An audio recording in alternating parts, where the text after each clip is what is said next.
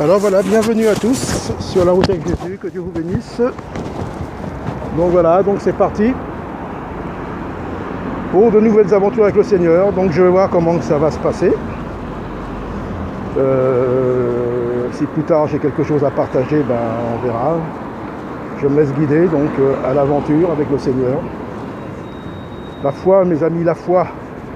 Ne pas douter surtout. Ne pas être emporté à tout vent de doctrine. La foi sur le roc, sur la parole, de croire la parole de Jésus. Il est fiable, il est vraiment merveilleux ce Seigneur. Il faut croire à ce qu'il nous a dit, ce qu'il nous a promis. Donc voilà, le seul but c'est de glorifier le Seigneur. Donc voilà, donc j'arrive à une dame là qui est là que je connais.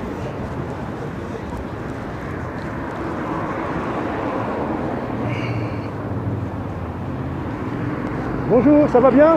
Ça va? Pas trop froid? Non, aujourd'hui ça va, hein? Hier ça allait pas, hier c'est dur, hein. Eh oui, allez, que Dieu vous bénisse, à bientôt, hein.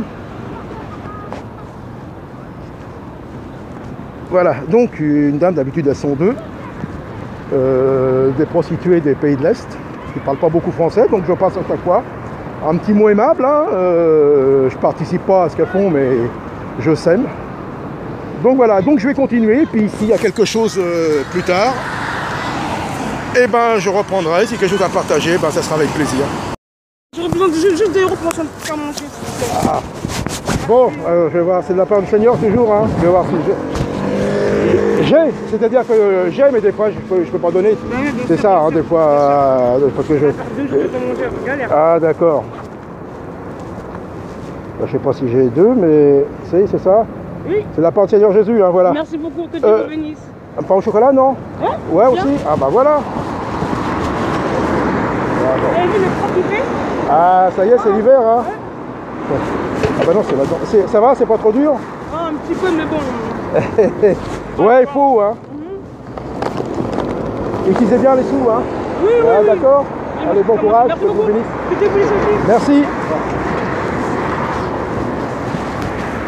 Donc voilà, bon, excusez-moi si ça bouge un petit peu. Donc voilà, donc bah j'ai été pris de court, mais bon. Voilà, c'est à force, on me connaît dans ce coin-là. Donc, alors, qu'est-ce que je pourrais vous partager? Bah le Seigneur, quoi. Donc je voudrais parler un peu de l'idolâtrie. Vous savez, ce que Dieu déteste le plus, c'est l'idolâtrie avant toute chose. Qu'on adore autre chose que lui. Dieu a créé l'homme pour que l'homme l'adore, reconnaisse que c'est lui le créateur, qu'il est merveilleux, qu'il a toute puissance, qu'il est le seul vraiment dans la gloire. Il ne donnera pas sa gloire à un homme, vous voyez. Donc l'idolâtrie, c'est vraiment ce que Dieu déteste le plus. Ça, Dieu a en horreur ça. Il dit bien qu'il est un Dieu jaloux. Alors attention, ce n'est pas une jalousie charnelle comme les hommes, hein. Non, non, non, non. Mais Dieu aime tellement l'homme, il veut que l'homme reconnaisse que Dieu a créé l'homme par amour, il est tout puissant, et il l'a sauvé de la faute du péché par amour. Jésus-Christ, il s'est laissé attraper, il est venu, c'est le sacrifice total par amour. Voyez? Donc c'est ça, donc on doit reconnaître ce qu'est Dieu, et nous voyons, bon, alors je l'ai ces derniers temps, l'idole en France, Johnny, bon, nous en avons beaucoup entendu parler. Vraiment, on voit l'idolâtrie à son comble, quoi. Donc voilà, bon, bah lui, c'est pas de sa faute, hein, c'est comme ça, hein, c'est le système. Et le diable mettra toujours quelque chose pour empêcher l'homme de voir la gloire de Dieu, quoi.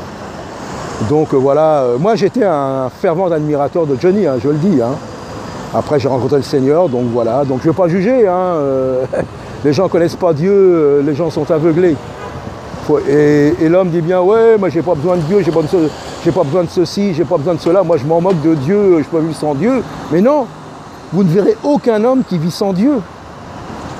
Ils ont tous un Dieu. Eh oui, vous voyez, des hommes, des idoles, ça peut être eux-mêmes leur Dieu. Tellement le narcissisme, s'adorer, adorer les hommes, mais il y a tellement un vide que l'homme cherchera à combler ce vide. Mais ce vide, qui est-ce qui peut le combler? C'est le Seigneur Jésus. Il y a le seul, et il dit bien, je vous appelle encore. Il pleurait sur Jérusalem. Jérusalem, Jérusalem, j'ai voulu te rassembler comme une poule rassemble ses petits. Tu as envoyé des prophètes, mais tu les as tués. Voilà. Donc c'est ça. Donc nous sommes arrivés à un point d'idolâtrie. Même nous voyons dans ce qu'on appelle dans les églises, nous voyons beaucoup se réunissent, mais pas pour Jésus, pas pour glorifier le Seigneur, mais pour glorifier l'homme. L'homme est sur un piédestal. Même l'homme est déjà, vous voyez, on voit les serviteurs. Alors eux, ils ont des sièges spéciaux. Il y a des rangées spéciales pour les serviteurs et les autres, voilà. Alors que nous sommes tous unis en Jésus-Christ et nous sommes tous au même niveau. Et le seul qui est au-dessus, c'est Jésus. Paul n'a jamais cherché à se faire idolâtrer, bien au contraire. Vous avez vu les apôtres, à chaque fois quand les hommes voulaient les élever, attention, nous sommes que des humains comme vous. Nous, ce que nous vous prêchons, on ne se prêche pas nous-mêmes, c'est Jésus que nous prêchons. L'idolâtrie à son comble. Vous voyez, quand on voulait même offrir des sacrifices, on dit non, nous sommes des hommes comme vous. Pierre, dans la maison de Corneille, il se prosterne devant lui, ne te prosterne pas devant moi. Je suis un homme comme vous, comme toi. Vous voyez les hommes, et malheureusement beaucoup, au lieu de se fier à Dieu, se fier aux hommes. Et bien sûr, bon, Dieu utilise ce qu'il veut pour les guérisons, pour les délivrances. Mais après, quand la personne va toujours chercher le secours de l'homme, et souvent nous verrons que ce sont toujours les mêmes. Toujours les mêmes qui sont derrière les apôtres, les pasteurs, les prophètes, ils ont toujours des problèmes. Et pourquoi ils ne sont pas guéris? Pourquoi ils ont toujours des problèmes? Parce que Dieu n'aime pas ça. Dieu, il a dit, viens à moi, venez à moi, nous dit Jésus. Venez à moi, vous tous qui êtes fatigués et chargés, je vous donnerai du repos. Ne venez pas aux hommes, venez à moi, c'est écrit.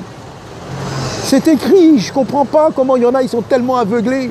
Toutes les 5 minutes, pasteur, ça va pas, prophète, ça va pas, apôtre. Qui est-ce qui a dit qu'ils sont apôtres, qu'ils sont prophètes, qu'ils sont pasteurs?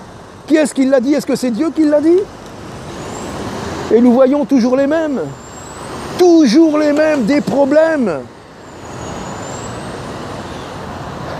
Et voilà, et pourquoi ils ne sortent pas de leurs problèmes?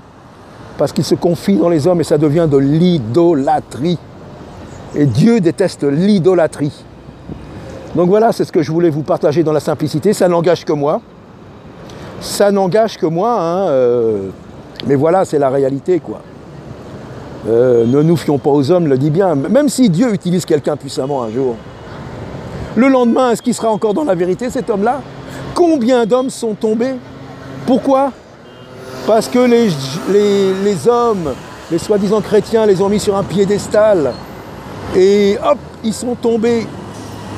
Le piège est là. Ne glorifions pas les hommes, ne flattons pas les hommes. Reconnaissons que Dieu est tout-puissant et il agira comme il veut, il enverra qui il veut, il utilisera qui il veut au moment qu'il veut. Voilà mon cri, moi, dans... Eh ben dis donc, là, ça y va, hein. Donc voilà. Que voulez-vous que je vous dise de plus? Ça n'engage que moi, ça. Donc voilà. C'est ce que je voulais vous partager. Dans la simplicité. Et dans la foi, surtout la foi, quoi. Pas la foi dans les hommes. Bien sûr, parfois, avec certaines personnes, on peut se retrouver un peu, comment dire, dans la faiblesse. Et on aura besoin que quelqu'un vienne nous édifier, nous donner de la force et du courage, mais non pas en dire, et de dire simplement, mais Jésus est là, crois en Jésus, ne t'inquiète pas, il ne va pas te laisser tomber, il n'a jamais laissé tomber quiconque. Voilà ce qu'il faut dire c'est un moment de faiblesse, ça arrive, mais regarde à Jésus, lis la parole et crois-la, et mets-la en pratique et tu vas voir la puissance de Dieu. C'est ça. Il ne faut pas dire, ah oui, moi je suis là, tu as bien fait de venir, moi je suis en relation avec Dieu plus que toi, et je vais prier pour toi. Bien sûr, on peut dire, je prie pour toi, mais maintenant, marche par la foi, confie-toi en Dieu, ne te laisse pas vaincre par les pensées des autres, les paroles des autres ou tes propres pensées, mais sois dans la victoire de Jésus-Christ à la croix. Voilà ce qu'il faut pour remonter ceux qui sont faibles. La parole nous dit bien de soutenir ceux qui sont faibles dans la foi, mais non pas de les amener vers les hommes, mais de leur dire l'homme ne peut pas grand-chose, mais Dieu peut tout. Impossible aux hommes de sauver les hommes, a dit Jésus, mais à Dieu tout est possible. Donc voilà, c'est ce que je voulais vous partager dans la simplicité, et ça n'engage encore que moi. Hein. Donc voilà, je vais continuer simplement. Je me laisse guider, que le Seigneur permette des belles rencontres encore, hein, pour sa gloire à lui. Donc voilà, alors à très bientôt et soyez édifiés, soyez encouragés. Dieu ne ment pas, Dieu n'est pas un homme, il ne ment pas. Dieu est tout puissant. Soyons dans la foi, soyons des vrais, des authentiques. Ne soyons pas des pleurnichards, mais soyons des adorateurs en esprit et en vérité. Je le crie haut et fort, en esprit et en vérité. Voilà, que Dieu vous bénisse les amis, le Seigneur Jésus vous aime et vous appelle.